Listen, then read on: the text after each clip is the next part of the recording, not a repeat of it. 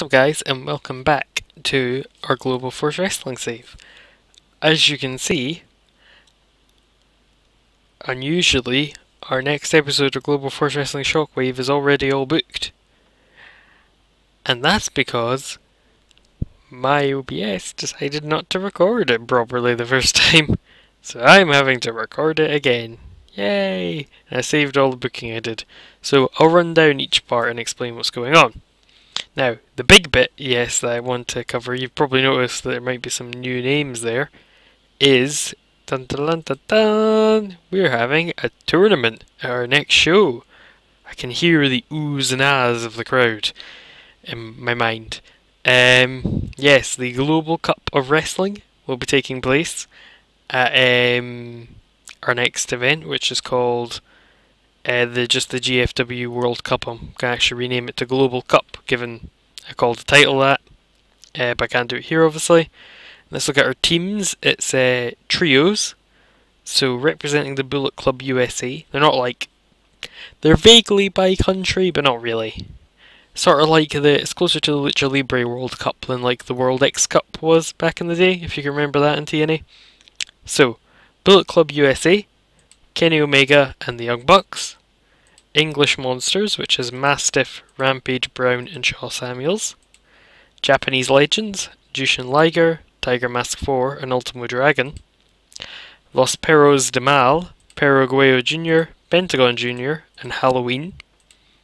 Team New Japan is Okada, Nakamura and Ibushi. Team Scotland, my homeland, not biased, I want these guys to win, even though I'm booking this. Galloway, Liam Thompson and Noam Dar. Team Technico is Drago, Phoenix and Bestia 666. And Team USA is Sabin, Seidel and Uha Nation. I need to make sure I say his name right. So yeah, that'll be a big show. It's going to be a one night only tournament. So, I'd like to see you guys posting in the comments who you think is going to win the tournament when we reach our show. Like it in this show, post in the comments. And we've got another big angle, another big match for that show, but we'll get to that as we go through. So in an absolutely wretched bout that was going to devoid defeat in action or heat, this is just an opener. Tommy End defeats Grado, Liam Thompson and BT Gunn. 4:32, the order of elimination was Liam Thompson first, then BT Gunn, and finally Grado. It was a 14. These are just opening matches, the ratings don't really matter. You know, and they're on the pre-show as well. So in an awful match that was completely devoid of heat, Halloween makes his debut. 75 defeats Drago, and 742 Michinoku Driver goes to 24. What I'm considering doing, in fact I'll say this while I'm looking at the screen. Would you guys be opposed to me using the editor to change our product so we're rated more in popularity? Because I think if I try and edit it, it'll say I'm editing it too much and then massively penalise us, because we're going from a really sports entertainment thing to a more rating people being good for having good matches. Because currently, you know, we're being annihilated and you're getting, I've noticed in particular, most luchadors get terrible ratings, even though these guys will be putting on good matches. Like Drago and Halloween would be, I mean, Halloween's old, but he can still wrestle. Drago's pretty good. Or Drago, rather.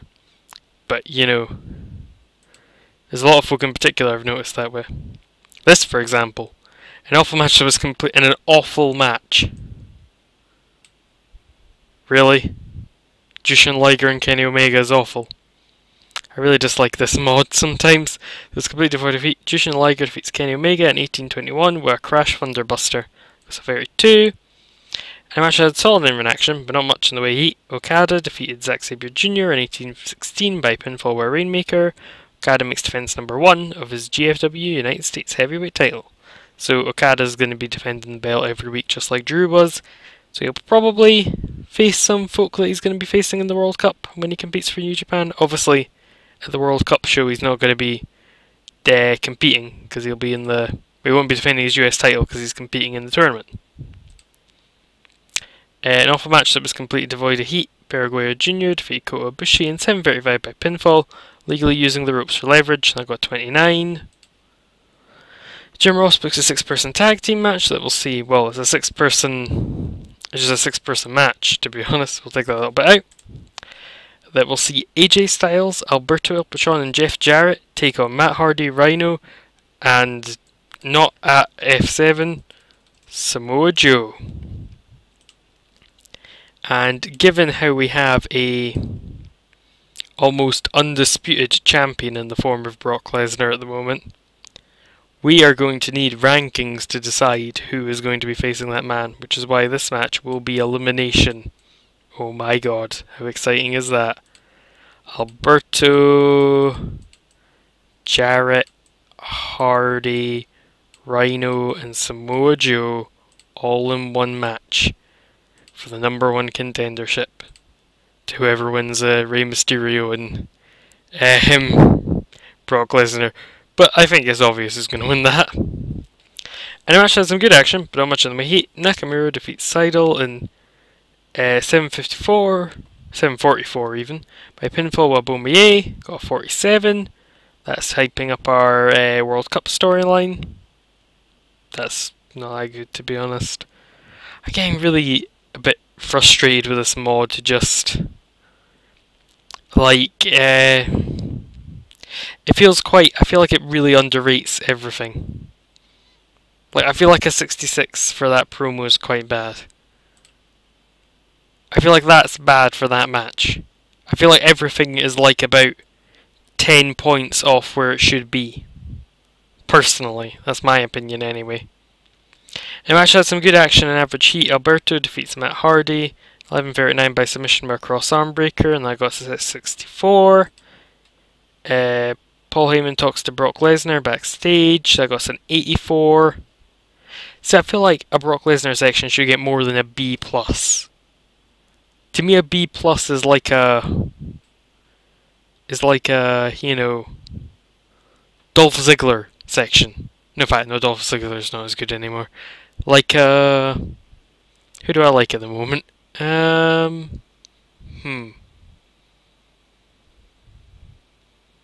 Like, Cesaro promo.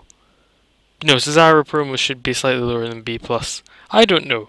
I still think he should be higher than B+ if it's Paul Heyman talking up how menacing Brock Lesnar is. I mean, I wonder what Brock Lesnar's menace is. It should be like 100, quite frankly, but if it isn't, I'm actually going to edit it to be higher, because he's Brock Lesnar. The match had some good action and average heat. Rey Mysterio Jr. defeats Rhino in 12:14 by pinfall with a drop of the dime. It was 59. Again, I feel this is a bit... 59 for a Rey Mysterio match. In the ring, Rey Mysterio Jr. calls out Paul Heyman and challenges him to match, well, challenges his client to match. His client to a match. Sorry, I'm quite ill today, so I'm having to record this on the day it's going out, and I'm a bit irritable with this mod anyway, and with my recording breaking the first time, so if I sound a bit annoyed, you guys know why. In the ring, Mysterio Jr. calls out Paul Heyman, judges his client to a match. Paul Heyman responds and accepts the challenge. So that means at the Wrestling World Cup, we're not only going to have that big 6-man match, we are going to have, where is he? Rey Mysterio Jr. versus Brock Lesnar. Sorry, I just killed him off. For the GFW title. Got an 82, then in an 84 rated segment.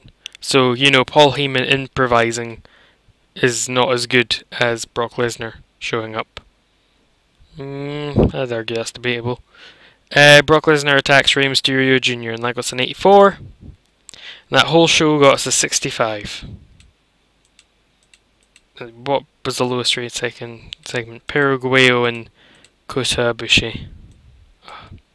I'm right fed up with this mod, to be honest. I'm fed up with I feel like it underrates things that should be rated higher. Paraguayo Jr. versus Kota Ibushi would be a pretty decent TV match. Like, to me, that's like about a 40 odd. And Okada versus Zack Sabre Jr. would be about 60. Instead, that's like a 45. And I'm telling them to go out in like an 8-minute match. Can you imagine an all-out 8-minute match between Okada and Zack Sabre Jr.? That would be insane. But, you know what, whatever. So anyway, I hope you've enjoyed this episode, even though it's just been me being a bit grumpy. If you want to see more of the stuff I do, where I'm significantly less grumpy, then you can hit the subscribe button. If you liked this episode for some reason, then you can hit the like button. And a couple quick things I want to run past you guys. Like I said, I might edit this, edit my product using the editor in game, just so I don't get that massive drop in popularity. I mean, I could, like, I would normally just do it and take it, but it is like, if you've got like a 50 rating for popularity, it takes you all the way down to 20. Or something ridiculous like that. And I don't really want that to happen. I mean, look at this show, right? We had Brock Lesnar and Paul Heyman in 3 segments. And we didn't lose or gain popularity. I hate this mod sometimes. But anyway, I hope you enjoyed this episode. So yeah, so let me know what you think about me changing the product to a more rated on performance one than rated on popularity, because I feel the way things are going at the moment, it's not going well. Also, it means I don't have to run the storylines if I edit it, which will make it a lot easier for me while I can't write, because it might be more than a few weeks before I can take notes again properly. So anyway, I hope you've enjoyed this episode. Like, I'd like to see your comments, like, for those things I said, but yeah. Anyway, thank you all for watching, and I'll see you in the next one.